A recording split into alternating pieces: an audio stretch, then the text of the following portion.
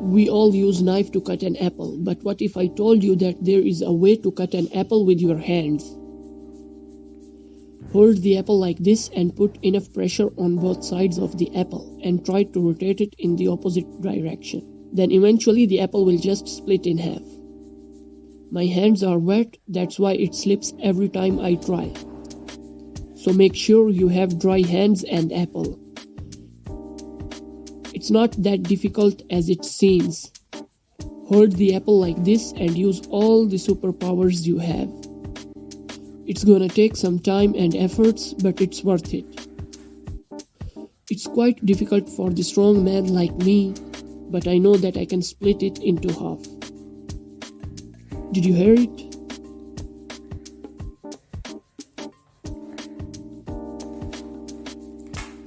It's perfect, guys.